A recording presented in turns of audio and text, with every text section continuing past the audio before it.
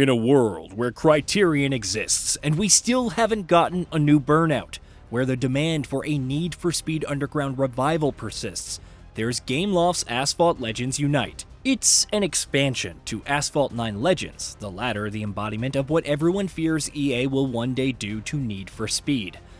Monetizing every aspect, from the number of times you can drive your vehicles to the bare bones customization and upgrading.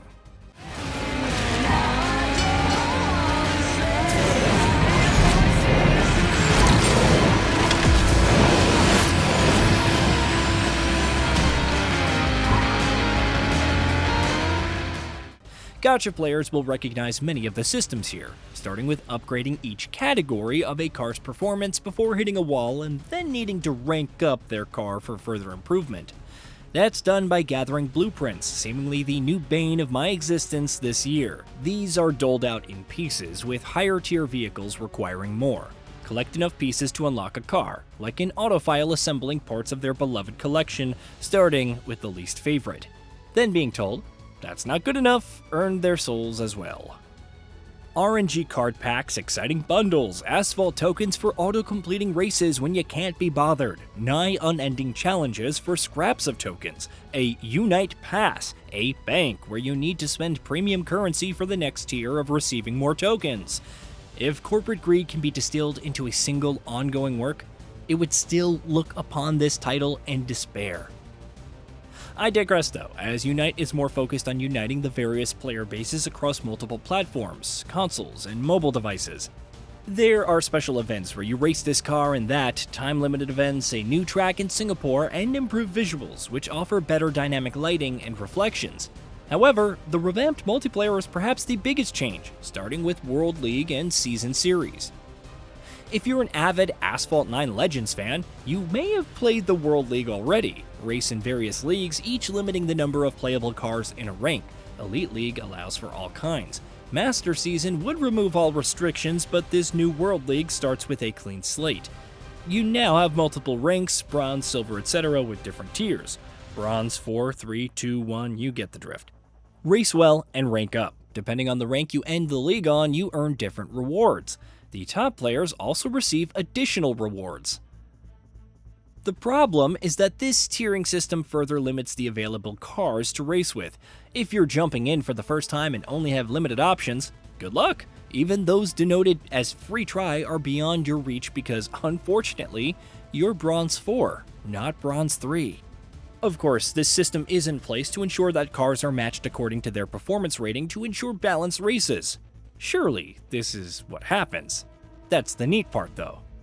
Your car could be rated 900 or 1200 with an overclock for an additional advantage, sarcasm heavily implied, and still be matched against vehicles in the 1500s or 2000s. That means facing against players who are entire tiers and ranks above you. Whether this is a bug or intended or not, it sucks all potential fun out of the experience. What's the point of upgrading your vehicle, much less trying to pull for better ones? Even if you could access those higher tier vehicles, what does it matter if matchmaking will just find a meaner pack of wolves to throw you into? Season Series is somewhat similar in structure, as you're placed in different leagues, except their requirements for rewards are seemingly more stringent.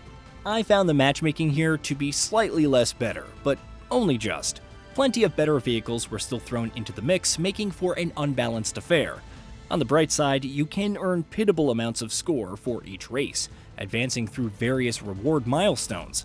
Surely that's worth the headache for the average player to keep losing through when the deck is stacked against them?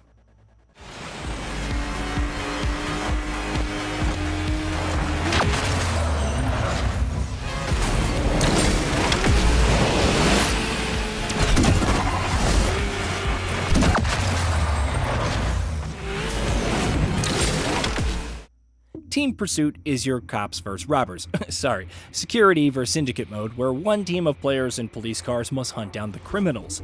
It's essentially Need for Speed's Hot Pursuit mode, right down to the naming, but with none of the depth. Security has a worse nitro boost than the syndicate, so instead of chasing down the opposition, the best course of action is to just kind of wait until they come around on the track.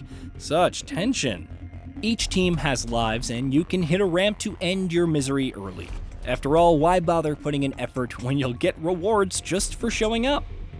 So yes, in multiplayer offerings, Asphalt Legends Unite is a letdown at best and voluntary torture at worst. Outside of the problematic matchmaking, it also has its share of disconnects among various players, which you'll be hopefully informed via an annoying on-screen notification.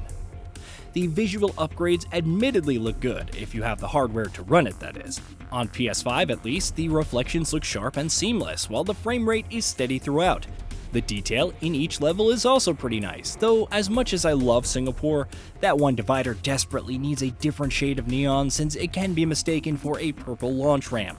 Make no mistake, this is not even in the same dimension as Gran Turismo 7, Forza Horizon 5, or even Forza Motorsport.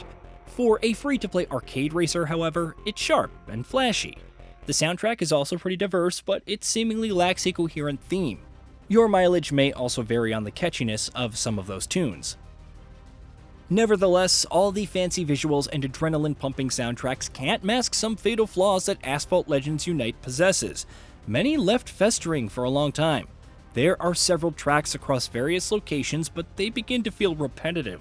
Seeing the same sights on a longer race in career mode as you would in shorter sprints gets tiring.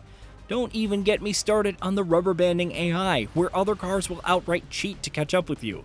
Given that this has been an issue for years, I don't hold out any hope for improvements.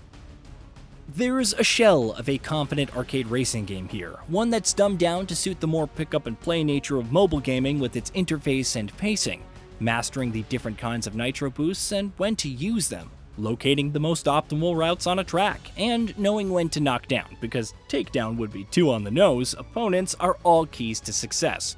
If you want to dive in and race, that's also possible, though doing so without learning the ins and outs will only get you so far. Unfortunately, between the excessive monetization, progression systems, baffling ranked experience, annoying matchmaking, pointless team pursuit mode, and lingering issues, Asphalt Legends Unite is hard to invest in. You could make the case that it's one of the better mobile racing experiences, but on consoles and PC, there are far superior options with much better content and deeper mechanics. Whether you're a new or longtime player, Asphalt Legends Unite is an insufferable experience that only gets worse with extended play. Hey, did you know that we at GamingBolt upload new videos every day? Stick around, drop a like, subscribe, and hit that bell. And let us know what kind of content you'd like to see in the future with a comment below.